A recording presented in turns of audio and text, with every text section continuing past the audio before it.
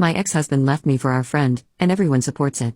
My ex-husband, 55 male, and I, 53 female, were married for 22 years and have one son, 18. He left me 2 years ago for my friend, who he had been having an affair with for 5 years. To be fair, they went to high school together, so they knew each other longer. We still live in the same town they grew up in, and both of their extended families still live here. They have a huge support system. I grew up about 2 hours away and met my husband in college. I became friends with Tina, 55, through my ex, Kent. We have been in the same social circles for over 2 decades. My ex is extremely social, popular, and the life of every party.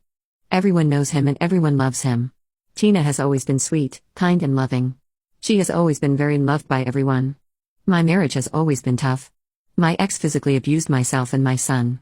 He has always been extremely verbally and emotionally abusive as well.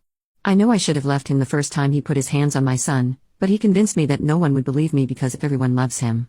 Everyone thinks he's such a great guy. He told me I would never see my son again, and I believed him. I did everything in my power to shield my son and take all the hits. Most of the time I was successful, but not always. About 4 years ago, Tina's husband was diagnosed with stage 4 pancreatic cancer. He died about 9 months later. Tina's 3 kids were devastated. The whole community was devastated, because everyone just loves Tina because she is just the nicest person and didn't deserve to lose her soulmate. I, on the other hand, have been struggling. I never confided in anyone about the abuse going on.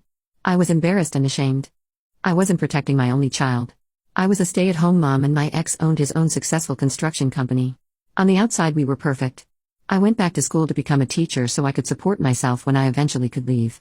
My son started getting in trouble at school. Smoking Zaza, drinking. In general, angry all the time. I felt the same but thought I had time to get us out and away from him. I was wrong. 3 years ago, Tina was diagnosed with stage 3 breast cancer. Everyone was in shock.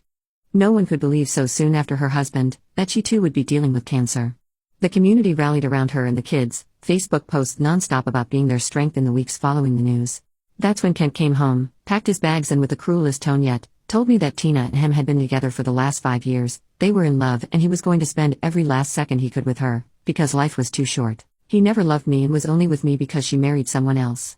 I was simultaneously relieved and devastated. Tina was my friend. She was sleeping with my husband while hers was dying. What the heck? It became public knowledge pretty quickly that they were a couple now, and come to find out, several of our friends had known all along. There were lots of guys skiing trips and guys' nights out that included Tina. The other wives, the ones that I thought were also my friends, turns out they consider Tina's friendship more important, because she is the beloved golden child of the community along with my ex. They could do no wrong and everyone just loves them, and it turns out, I'm the villain of this story. Apparently, I'm the bad guy because I stood in the way of their true love. Not a single person has called them out for what they did to me or Tina's husband. They have faced 0 consequences. Actually, the complete opposite. Our entire small community is celebrating them, because they are just the best. Kent moved directly into Tina's house, the one she shared with her husband, along with my son. Turns out Kent was cool with them smoking Zaza together because he's the cool dad. He let him skip school, get high and stay out as late as he wanted. I was such a drag because I didn't want my son to be on stuff and to go to school and get an education. My son stopped coming home, stopped taking my calls, responding to texts, and told me that I deserved what happened to me, then he blocked me everywhere. From what I understand, since graduating, he now works part-time at a chicken wing place. My so-called friends completely ghosted me too. Kent calls and texts on a regular basis to tell me what a piece of crap I am. I don't know why I haven't blocked him. I guess just in case something happens to my son. I'm starting to believe that I am the problem. I think it must be me. Something must be wrong with me for everyone in my life to do this to me. I should move. I don't have anything left here. I'm embarrassed to even go to the grocery store.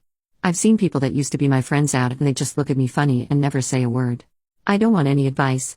I just don't have anyone left and really just wanted to scream into the internet void because no one in real life cares.